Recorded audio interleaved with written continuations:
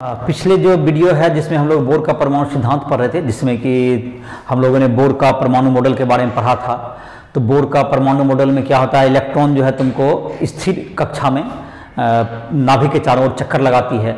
उसकी हमने ऊर्जा के बारे में उसका देखा था कि उसका कोणीय संवेग क्या होता है, जिसमें कि 5 पॉइंट मैंने लिखा था, जैसे कि कुछ उसको रिमाइंड करते हैं। उसमें कोणीय संवेग जिसको हम लोग कहते हैं MVR, उसमें एक पॉइंट था कोणीय संवेग,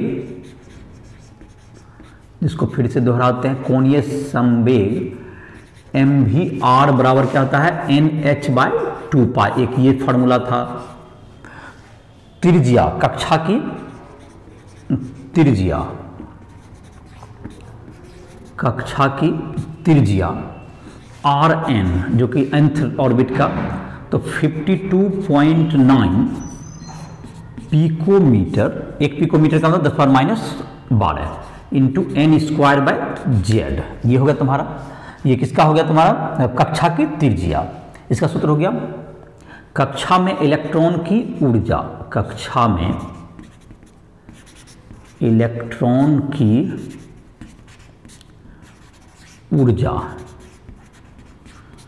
ऊर्जा का सूत्र तुम्हारा होता था -2.18 इंटू 10⁻−18, ये जूल में हो गया इतना, -18 joule into Z² bye n², Z²/n², इतना कक्षा में इलेक्ट्रॉन की ऊर्जा हो गई।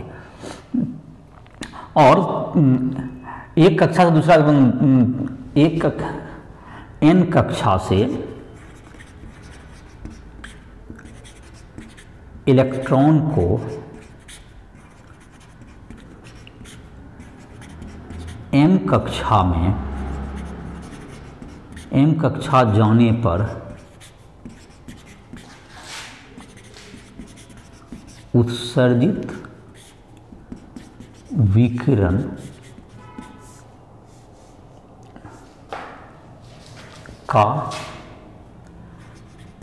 की तरंग संख्या 1/λ बराबर, ये हो जाता है तुमको 1.097 इंटू 10⁷ पर मीटर। जो पिछला वीडियो देखोगे उसमें तुमको यहाँ पे Z² छूट गया था, Z² into 1/m² minus 1/n²। ये तुमको विकिरण की जो ऊर्जा होती है दोनों कक्षाओं के ऊर्जाओं के अंतर के बराबर होता है। तरंग संख्या का ये तुम्हारा हो गया, तरंग संख्या 1/λ बराबर इतना हो गया सूत्र तुम्हारा। 1/λ का सूत्र यहाँ से यहाँ तक हो गया तुम्हारा। चलो, तो ये तुम्हारा हो गया तरंग संख्या। तो ये सब सूत्र था तुम्हारा। एक जो तुमको पिछले वीडियो में जो नहीं लिखे थे, जिसको छठा पॉइंट करके लिख भी सकते हो अभी भी, कक्षा की क्या चीज, कक्षा में इलेक्ट्रॉन का वेग, कक्षा में इलेक्ट्रॉन का वेग, या इन सब फॉर्मूला के ऊपर ही इसको लिख देना।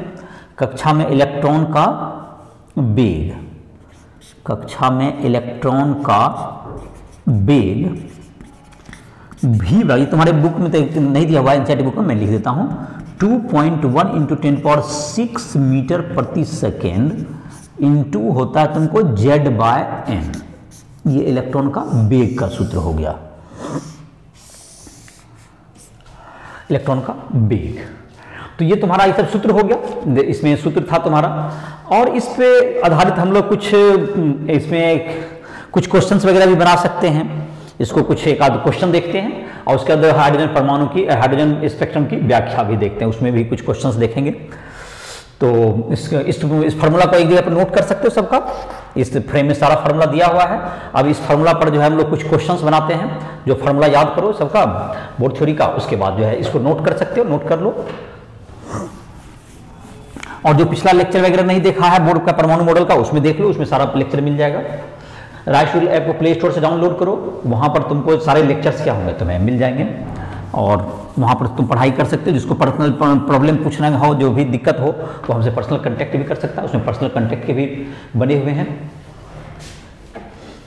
और जो इंजीनियरिंग मेडिकल इन सबों की तैयारी करना चाहते हो, उसके लिए भी प्रश्न वगैरह सब चीज़ के दिए हुए हैं, नोट्स सब सारे उपलब्ध हैं उस पर।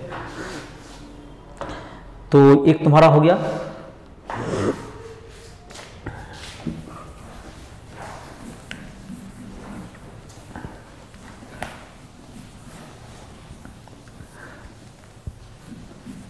अब है तुमको देखते हैं एक आध क्वेश्चन, इस सूत्र जो बताएं इस पर देखते हैं।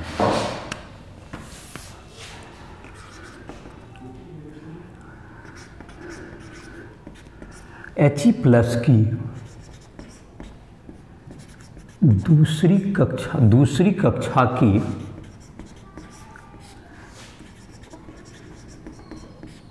त्रिज्या एवं इलेक्ट्रॉन की ऊर्जा ज्ञात करें। इलेक्ट्रॉन की ऊर्जा ज्ञात करें। तो जाहिर सूत्र है, पहले त्रिज्या का बात करते हैं। तो त्रिज्या का सूत्र क्या होता है? Rn बराबर 52.9 पिकोमीटर इंटू क्या होगा तुम्हें n²/z। तो हाइड्रोजन पर हीलियम परमाणु जो कि बोर थ्योरी जो है तुमको एक इलेक्ट्रॉन वाले के लिए लागू होता है। एक इलेक्ट्रॉन, जैसे He+ में भी एक ही इलेक्ट्रॉन है तो इसमें के लिए भी लागू होगा, He परमाणु के लिए भी लागू होगा He+, लेकिन उसमें z का मान देना होगा। तो जैसे n का मान यहाँ पे क्या है, दूसरी कक्षा के लिए n बराबर 2, दूसरी कक्षा के लिए n बराबर क्या हो गया 2, और He+ के लिए z बराबर 2, He+ के लिए z बराबर 2। तो R2 कह सकते हैं इसको। Rn का मतलब 52.9 पिकोमीटर इंटू 2² n²/2, n²/z है तो इंटू 2 हो गया। तो 104 मतलब 105.8 पिकोमीटर क्या हो गया इसका आंसर हो गया पहला पार्ट का। ये हो गया तुम्हारा त्रिज्या का, कक्षा का त्रिज्या। और ऊर्जा, इलेक्ट्रॉन की ऊर्जा, इसका होता है En बराबर -2.18 गुना 10⁻18 जूल इंटू z²/n²। तो z का मान है ही और n का मान है ही, दोनों तो बराबर ही है। तो -2.18 गुना 10⁻18 जूल इंटू क्या होगा 2²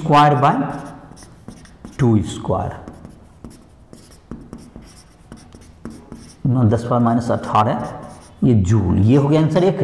और एक त्रिज्या का मान हो गया तुम्हारा, त्रिज्या का मान होगा कितना, जो तुम्हारा 52.9 इंटू क्या होगा तुम्हारा n² का वैल्यू 2² और बाई 2। तो इस प्रकार से क्या निकल गया, कक्षा की त्रिज्या भी निकल गई और इलेक्ट्रॉन की ऊर्जा भी निकल गई।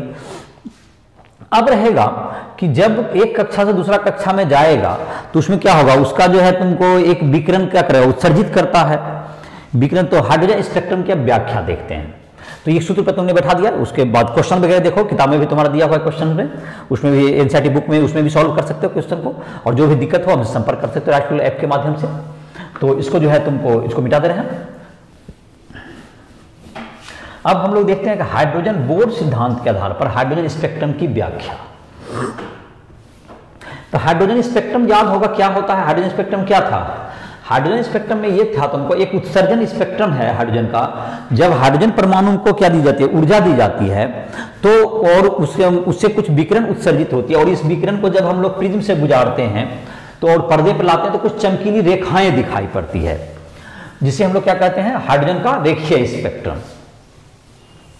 तो बोर ने अपने प्रयोग में इन सभी तरह जो विकिरण थी इसके तरंगदैर्घ्य का निर्धारण किया। तो उसके तरंगदैर्घ्य का निर्धारण करने के बाद उन्होंने इसको बताया किस प्रकार से, उसके आधार पर इसने सिद्धांत देके ये बताया क्यों ये तरंगदैर्घ्य के विकिरण उत्सर्जित हो रहे हैं। बोर सिद्धांत के आधार पर हाइड्रोजन स्पेक्ट्रम की व्याख्या, स्पेक्ट्रम की व्याख्या बोर सिद्धांत के आधार पर हाइड्रोजन स्पेक्ट्रम की व्याख्या।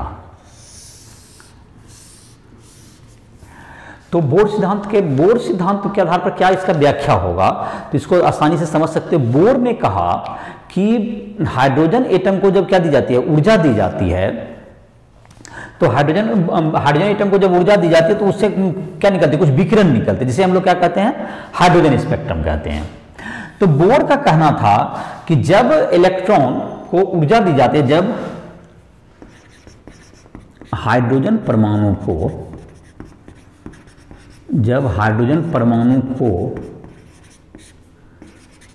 ऊर्जा दी जाती है तो इलेक्ट्रॉन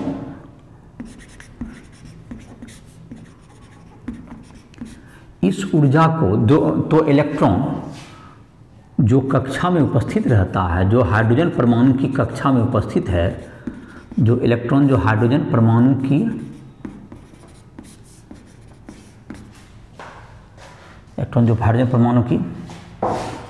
कक्षा में उपस्थित है,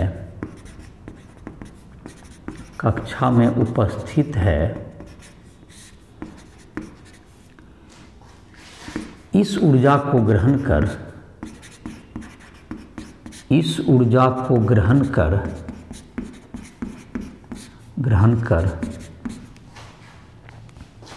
निम्न ऊर्जा वाली कक्षा से उच्च ऊर्जा वाली कक्षा में चली जाती है। निम्न ऊर्जा वाली कक्षा से उच्च ऊर्जा वाली कक्षा में चली जाती है। उच्च ऊर्जा वाली कक्षा में चली जाती है। लेकिन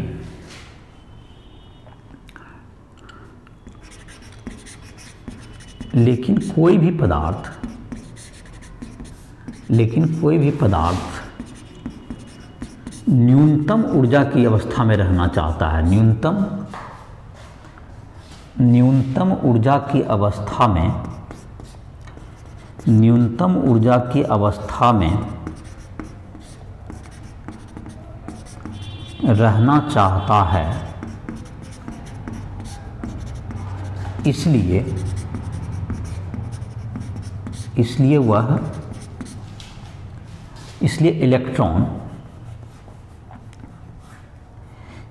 इलेक्ट्रॉन उच्च ऊर्जा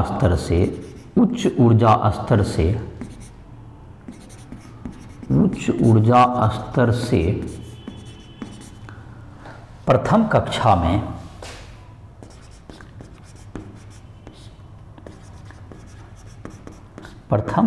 में आने की प्रक्रिया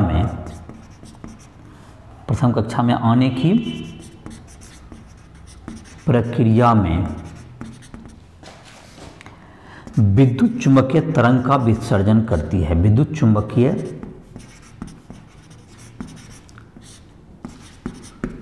तरंग का उत्सर्जन करती है। विद्युत चुम्बकीय तरंग का उत्सर्जन करती है। तो इस प्रकार से क्या होगा तुमको, ये क्या हुआ पूरा, इसलिए क्या व्याख्या बोर ने किया। बोर ने कहा कि हाइड्रोजन परमाणु में जो कि है, तुम जब हम ऊर्जा देते हैं तो उसमें जो कि प्रथम कक्षा में हाइड्रोजन परमाणु में इलेक्ट्रॉन होगी, वह उस ऊर्जा को लेकर के किसी दूसरे कक्षा के में चली जाएगी, तीसरे में चली जाएगी, चौथा में, पांचवा में, कहीं उच्च ऊर्जा जिस प्रकार से ऊर्जा ग्रहण करेगा उसके मुताबिक वह उच्चतर ऊर्जा कक्षा में चली जाएगी। लेकिन कोई भी चीज अपने न्यूनतम ऊर्जा की अवस्था में रहना चाहता है तो जाहिर है कि इलेक्ट्रॉन भी कहां फिर आना चाहेगा, एक नंबर कक्षा में आना चाहेगा। तो इस प्रक्रिया में क्या करेगा, जैसे कि 5 से आना है 1 में, तो इस प्रकार से क्या हो सकता है, एक इसमें बहुत से विकिरण का उत्सर्जन हो सकता है। तो 5 से 1 तक आने में जो तुमको कुल 10 प्रकार के विकिरण हो सकते हैं। जैसे कि 5 से 1 में आना है तो वो क्या हो सकता है, जैसे देखो किस प्रकार के विकिरण निकाल सकते हैं वो। 5 से अगर कक्षा 5 में चला गया तो 5 से किस में आ सकता है, 4 में, फिर कहाँ सकता है 4 से 3 में, 3 से फिर 2 में, 2 से फिर 1 में, ऐसे करके आ सकता है। एक 4 तरह का विकर्ण हुआ, लेकिन यही पॉसिबिलिटी नहीं है। जैसे एक पॉसिबिलिटी है कि 5 से कहाँ आ जाए 3 में, फिर क्या आ जाए 3 से 2 में, 2 से 1 में, और फिर 3 से डायरेक्ट 1 में भी आ सकता है, ऐसा भी हो सकता है। तो इस तरह से कुल कितना विकर्ण हो जाएगा तुम्हारा। तो अभी जो विकर्ण का संख्या गिन सकते हो उसको, फिर 5 से 3 आ गया, फिर 5 से क्या हो सकता है 2 में आ सकता है, 5 से 2 में आ सकता है, 5 से डायरेक्ट 1 में भी आ सकता है, फिर 4 से क्या आ सकता है 3 में आ सकता है, 4 से 2 में, 4 से 1 में। तो इस ढंग से सबको गिनेंगे तो कुल 10 प्रकार के विकर्ण। और गिनने में तुमको क्या है, अगर ऐसे एब्रप्टली गिनते जाएंगे तो इसमें छूटने का संभावना रहेगा।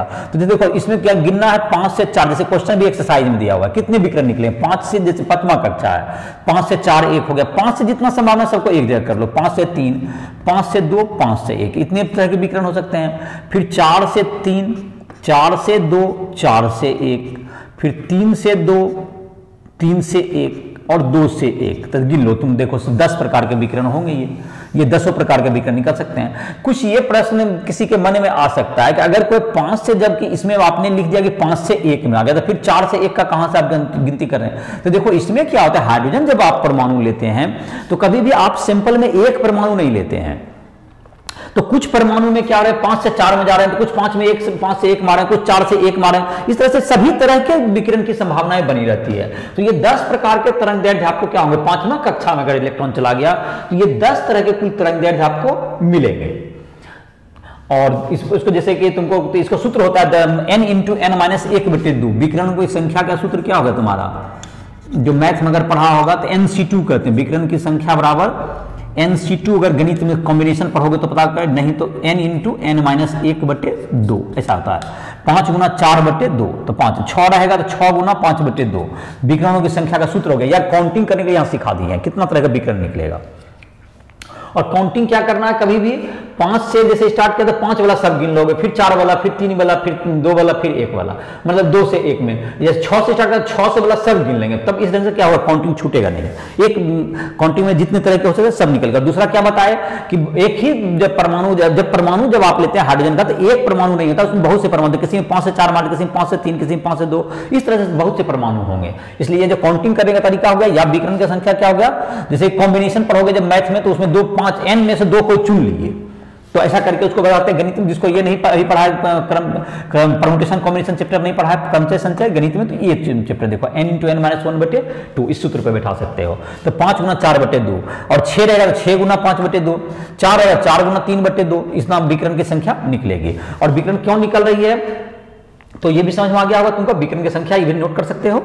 विकर्ण क्यों निकल रही है, विकरणों की संख्या तो बराबर निकल गया तुम्हारा। विकर्ण जब निकलते, जब क्या करते हैं हम लोग, किसी हाइड्रोजन परमाणु में जब इलेक्ट्रॉन को, जब जो कि प्रथम कक्षा में उसमें ऊर्जा देते हैं, तो उस क्या होती है, उस ऊर्जा को ग्रहण करके इलेक्ट्रॉन उच्चतर कक्षा में चली जाती है। और लेकिन वहां इलेक्ट्रॉन अस्थायी नहीं रहता, तो वह पुनः कहां आना चाहिए, 1 नंबर कक्षा में। इस प्रक्रिया में वह विभिन्न ऊर्जा के विकिरण उत्सर्जित करती है। और यही विकिरण को जब हम लोग, जब हाइड्रोजन स्पेक्ट्रम, जब हम लोग हाइड्रोजन को परमाणु को ऊर्जा दिए होंगे, तो जब हम लोग प्रिज्म से इसको गुजारते हैं, तो यही विकिरण हमको चमकीली रेखाओं के रूप में पर्दे पर दिखाई पड़ती है। तो यही इसकी व्याख्या है। तो हाइड्रोजन स्पेक्ट्रम को हम लोग बहुत से, हाइड्रोजन स्पेक्ट्रम के बहुत से रेखाओं में बांट गया, बहुत से श्रेणियों में बांट दिया गया है। हाइड्रोजन स्पेक्ट्रम का बहुत से क्या कर दिया गया है। और इसका जो तरंगदैर्घ्य का जो सूत्र था तुम्हारा, जो कि हम लोग सूत्र देखे थे हाइड्रोजन स्पेक्ट्रम की बात करेंगे, तो 1/λ बराबर क्या होगा तुम्हारा, सूत्र होता था 1.097 × 10⁻⁷ प्रति मीटर, और इनटू किस कक्षा से आ गया, 1/m² - 1/n²। जब इलेक्ट्रॉन n से m में आए, जब इलेक्ट्रॉन n कक्षा से m कक्षा में आए, इलेक्ट्रॉन n कक्षा से m कक्षा में आती है, m कक्षा में आती है, तो ऐसा हो जाएगा तुमको। तो ये सूत्र हो जाता है 1/λ का सूत्र हो गया। तो ये तरंगदैर्घ्य का सूत्र हो जाता है तुम्हारा n से m में आने पर। इतना आ गया तुम्हारा तरंगदैर्घ्य। और आवृत्ति भी निकाल सकते हो उसका, जो भी है तुम्हारा तरंग संख्या हो गया, ये सूत्र है तुम्हारा, इसी से बना लेते हैं हम लोग। तो इसका आवृत्ति का इस ढंग से हम लोग क्या कर सकते हैं, निकाल सकते हैं। इसको प्रयोग के द्वारा भी देख सकते हो, या तुमको सूत्र के द्वारा चाहिए तो इस पर निकाल सकते हो, तुम्हारा निकल जाएगा। और बता रहे थे इस तरंगदैर्घ्य को, या ये विकिरण को हम लोग जो है अलग अलग श्रेणियों में बांटा गया है। जो हाइड्रोजन स्पेक्ट्रम को, जिसको हम लोग कहते हैं लाइमन श्रेणी है, जिसको हम लोग कहते हैं, तो उसको श्रेणी का हाइड्रोजन स्पेक्ट्रम की श्रेणियां, मैं लिख देता हूं उसको इसको लिख लो लो, उसके बाद उसको भी चर्चा कर लेते हैं।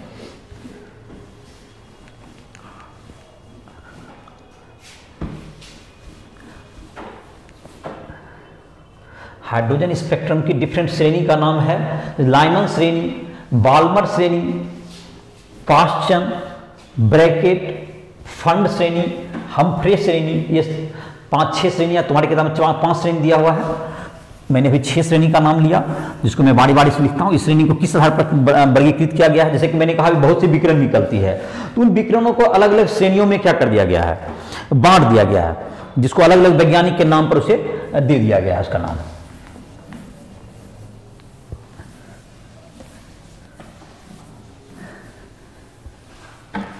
हाइड्रोजन स्पेक्ट्रम की विभिन्न श्रेणियां। हाइड्रोजन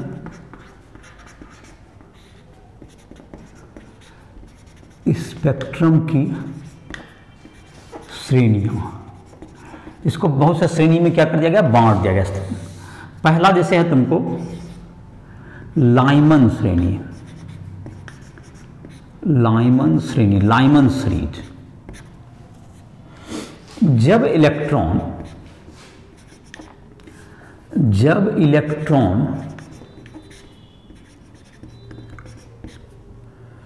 हाइड्रोजन परमाणु H परमाणु के उच्च ऊर्जा स्तर से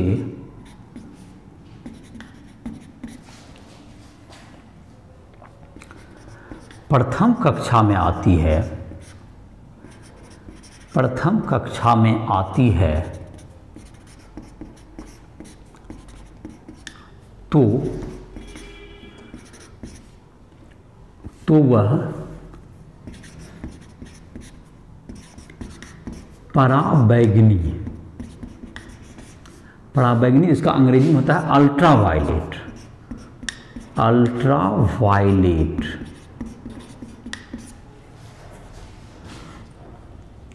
विकिरण उत्सर्जित करती है, विकिरण उत्सर्जित करती है। इसे लाइमन श्रेणी का विकिरण कहते हैं, इसे लाइमन श्रेणी का विकिरण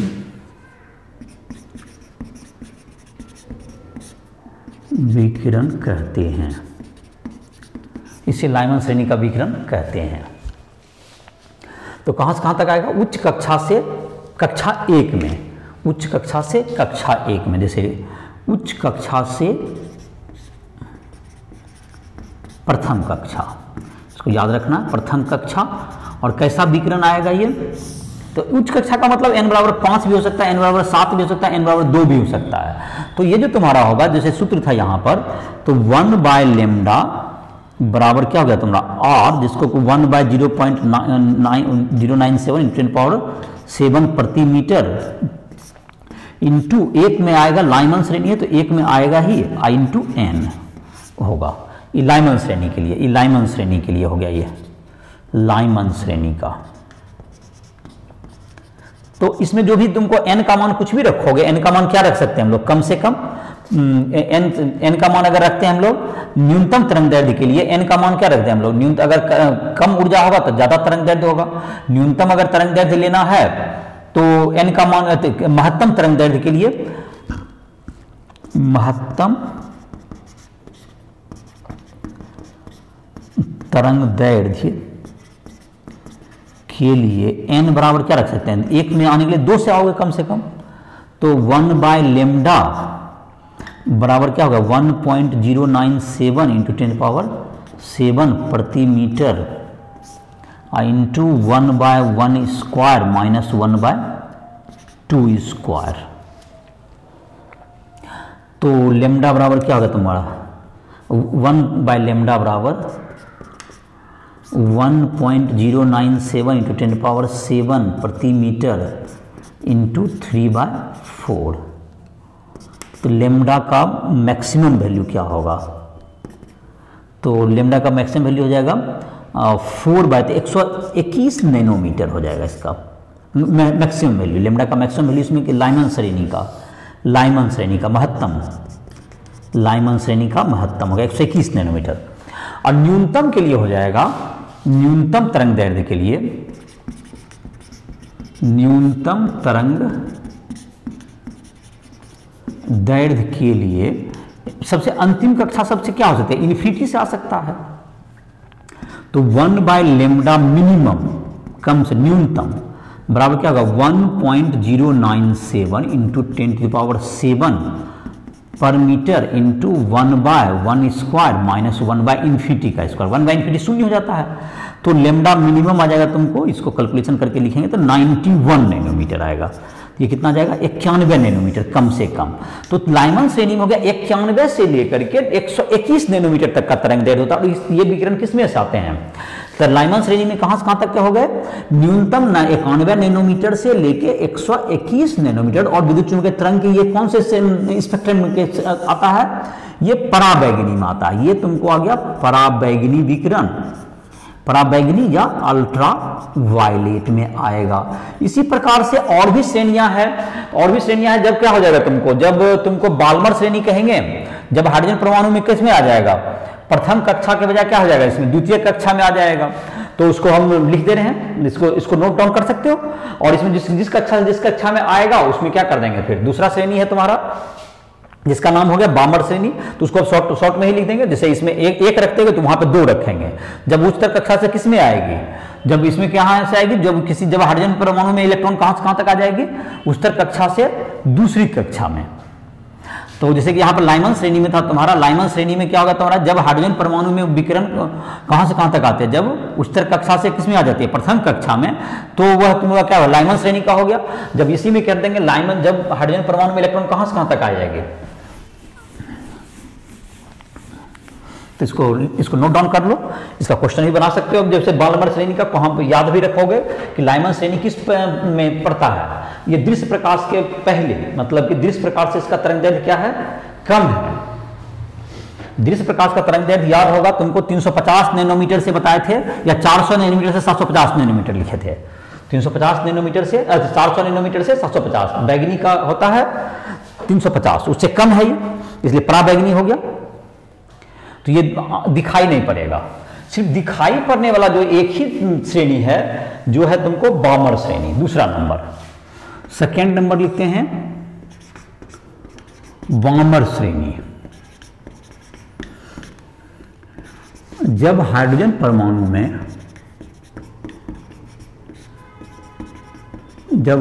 परमाणु में इलेक्ट्रॉन उच्च कक्षा से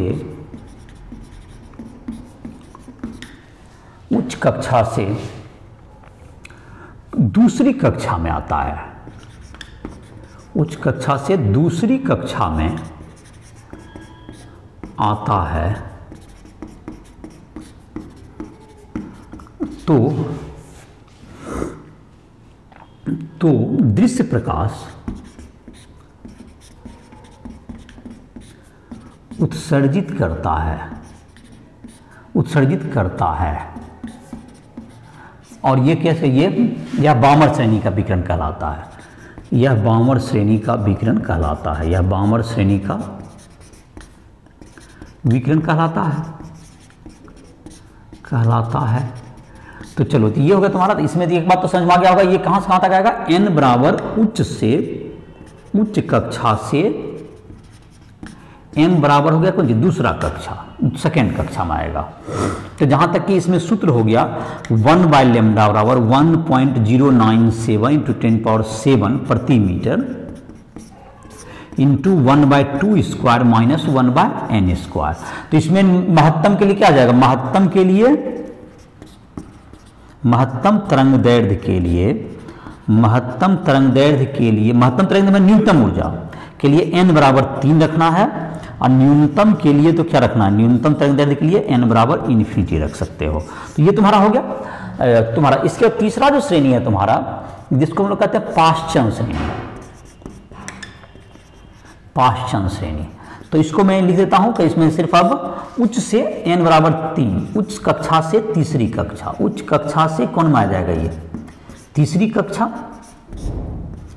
तीसरी कक्षा। और विकिरण जो तुम्हारा होगा ये होगा अवरक्त। कौन सा निकलेगा इसमें? अवरक्त, जिसको कहते हैं हम लोग इंफ्रारेड। इंफ्रारेड ये होगा तुम्हारा चौथा। तुमको ये पाश्चन हो गया। चौथा ब्रैकेट, ब्रैकेट श्रेणी उच्च कक्षा से चतुर्थ हो गया। उच्च कक्षा से चतुर्थ कक्षा में आने पर ये विकिरण हो गया। ये भी अब यही हो गया, ये भी तुम्हारा अवरक्त में ही आएगा। अवरक्त, अवरक्त इंफ्रारेड, इंफ्रारेड। पांचवा तुमको दिया हुआ है, पांचवा श्रेणी फंड श्रेणी। फंड श्रेणी उच्च से, उच्च कक्षा से 5, पांचवा, ये भी अवरक्त में आता है। अवरक्त विकिरण इसमें भी। तो ये तुम्हारा हो गया पांचों श्रेणी, समझ में आ गया होगा। अब जिसका भी चाहो तुम निकाल सकते हो उसका तरंगदैर्घ्य, जिसमें जो भी कहेगा। तो इस प्रकार से क्या होगा, ये सब सिर्फ एक यही दृश्य प्रकाश में आता है बामर श्रेणी, बाकी सब ये अवरक्त में तीन हो गया। कोई फार इन्फ्रारेड, किसी का ज्यादा तरंगदैर्घ्य किसी का कम है, लेकिन सब अवरक्त में ही आता है। और बाकी जो तुम्हारा कहते हैं, एक क्या था अल्ट्रावायलेट में आता है जो पराबैंगनी, जो लाइमन श्रेणी का है। और बाकी तुमको ये 5 श्रेणियां हो गई। और एक हमफ्रे श्रेणी भी आता है, जब 6 में आता है उसको क्या कहा गया, हमफ्रे भी कहते हैं। तो इस प्रकार से तुम लोग एक अलग अलग श्रेणी में बांट दिया गया। तो हाइड्रोजन स्पेक्ट्रम के बारे में समझ में आ गया होगा। इससे जुड़े हुए जितने भी क्वेश्चन है, आप एम का वैल्यू रखिए, एन का वैल्यू रखिए, आपका क्या हो जाएगा, क्वेश्चन बन जाएगा। कुछ दिया हुआ उदाहरण में भी दिया हुआ, उस क्वेश्चन को तुम अटेम्प्ट कर सकते हो। अब तुमको हाइड्रोजन परमाणु के बाद तुमको हाइड्रोजन परमाणु का हमने व्याख्या कर दिया, हाइड्रोजन स्पेक्ट्रम का हमने व्याख्या कर दिया किस तरह से निकलता है। तो क्या इस व्याख्या हुआ, मतलब हाइड्रोजन स्पेक्ट्रम का कैसे व्याख्या किया गया। जाहिर है कि एक बार फिर से बोल देते हैं। जब हाइड्रोजन परमाणु को क्या दी जाती है, ऊर्जा दी जाती है, तो इलेक्ट्रॉन उस ऊर्जा को ग्रहण करके निम्न ऊर्जा से कहां चले, प्रथम ऊर्जा कक्षा से उच्चतर ऊर्जा वाली कक्षा में चली जाती है। और इस प्रक्रिया में वह क्या करती है, और लेकिन वह पुनः अस्थायी होने के लिए पुनः प्रथम कक्षा माना चाहती है। और इस प्रक्रिया में क्या करती है, वह विकिरण का उत्सर्जन करता है। अगर nवां कक्षा से पहला कक्षा में पहुंचना है तो विकिरणों की संख्या क्या होती है, n इंटू n-1/2 सूत्र हो गया तुम्हारा। विकिरण की संख्या का भी सूत्र हो गया, विकिरण गिनने के लिए मैंने बताया। और जाहिर है कि उसको श्रेणी को इस विकिरण को हम लोग अलग अलग 5 श्रेणियों में बांट दिए, जिसमें कि लाइमन श्रेणी जो कि हो गया किसमें, पराबैंगनी में आया, बाल्मर आ गया तुमको दृश्य प्रकाश में, और बाकी जो तुमको अवरक्त में आ गया। 3 जो है जिसका नाम था पाश्चन, ब्रैकेट और फंड श्रेणी। तो ये तुम्हारा हो गया लाइन, इसका से हो गया। बोर परमाणु मॉडल के कुछ दोष रहे, तो इसका दोष जानने में जहां तक रहा, दोष तो मैं लिख दे रहा हूं, बोर परमाणु सिद्धांत के दोष।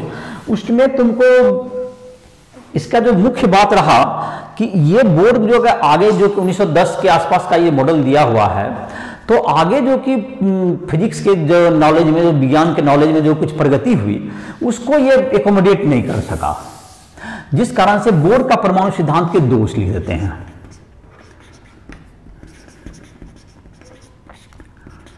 बोर परमाणु मॉडल के दोष, बोर परमाणु मॉडल के दोष। नंबर पहला, यह हाइड्रोजन परमाणु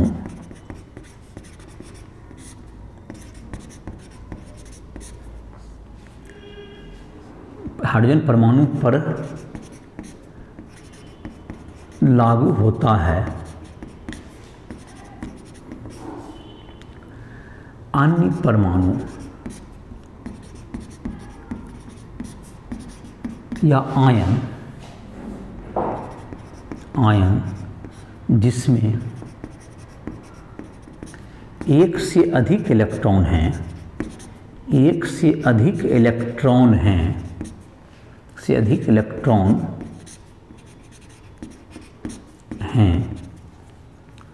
उस पर यह लागू नहीं होता है, उस पर यह लागू नहीं होता है, उस पर यह लागू नहीं होता है। तो ये तुम्हारा हो गया पहला दोष। यह बहुत बड़ा दोष हो गया कि यह सिर्फ हाइड्रोजन परमाणु पर लागू होता है, बाकी परमाणु पर लागू नहीं होता है। उसमें भी एक और बात था, जब स्पेक्ट्रमी रेखा को विद्युत क्षेत्र या चुंबकीय क्षेत्र से गुजारा जाता है, विद्युत क्षेत्र या चुंबकीय क्षेत्र से गुजारा जाता है तो वह एक से अधिक रेखा में टूट जाती है। तो वह एक से अधिक रेखा में टूट जाती है, जिसे स्टार्क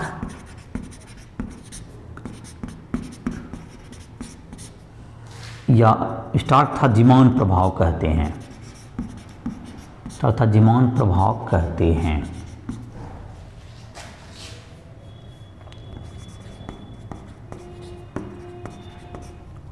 इसकी व्याख्या बोर सिद्धांत नहीं कर पाता है, बोर सिद्धांत नहीं कर पाता है, बोर सिद्धांत नहीं कर पाता है। तो मतलब क्या होगा तुम्हारा कि ये जो तुमको एक से अधिक रेखा में बट गया, इसकी व्याख्या कौन नहीं कर पा रहा है? बोर सिद्धांत नहीं कर पा रहा है। तीसरा है तुमको यह द्रव्य का द्वैत व्यवहार एवं अनिश्चितता के सिद्धांत का और अनिश्चितता के सिद्धांत से मेल नहीं खाता है, और अनिश्चितता के सिद्धांत से मेल नहीं खाता है, मेल नहीं खाता है। मतलब उसकी व्याख्या नहीं कर पाता, उस पर खड़ा नहीं उतरता, जो कि आगे का जो थ्योरी दिया गया उसके आधार पर ये क्या नहीं फिट नहीं बैठ रहा था। ये बहुत सी सीमाएं हो गई, और इसको दूर करने के लिए जो कि तुमको पहले तो हमने को देखना पड़ेगा, कुछ एक मॉडल लाया गया जिसका नाम है क्वांटम यांत्रिकी मॉडल। इसके बाद का जो मॉडल है जिसका नाम हो गया क्या चीज? क्वांटम यांत्रिकी मॉडल।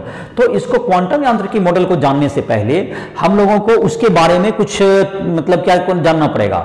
जो द्रव्य का द्वैत व्यवहार, तो हाइजेनबर्ग का जो अनिश्चितता का सिद्धांत जिसके आधार पर ये मेल नहीं खा रहा है, उन दोनों सिद्धांत को देखेंगे।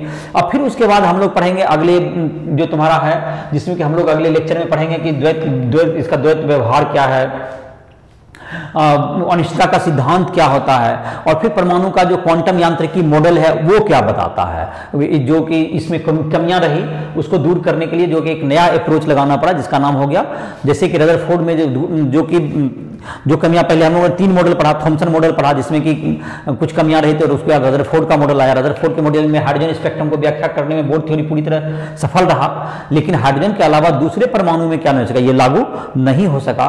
तो इनको दूर करने के लिए हम लोग किस मॉडल की बात करते हैं, जिसका अगला मॉडल जो हम लोग पढ़ेंगे जिसका नाम है क्वांटम यांत्रिकी मॉडल। तो क्वांटम यांत्रिकी मॉडल को पढ़ने से पहले इसके संबंध में कुछ जो कि फिजिक्स में जो कि 1910 से लेकर 1930 तक में जो कि सुधार आए उसके सोचने में, फिजिक्स या साइंस विज्ञान में, उसके बारे में हम लोग पढ़ेंगे। जिसमें कि तुमको डी ब्रोगली नाम के एक ब्रोगली ने दिया द्रव्य का द्वैत व्यवहार, जो कि प्रकाश प्रभाव के समय आइंस्टीन ने भी उस बात पर की ओर प्रकाश डाला था, तो इसकी चर्चा करेंगे। फिर उसके बाद एक आया हाइजेनबर्ग ने अनिश्चितता का सिद्धांत दिया कि किसी भी द्रव्य का जो है तुमको वेग और उसकी स्थिति पूर्णतः कभी भी आप सही उसको निर्धारित नहीं कर सकते हैं, बल्कि ये एक प्रायिकता की बात होती है।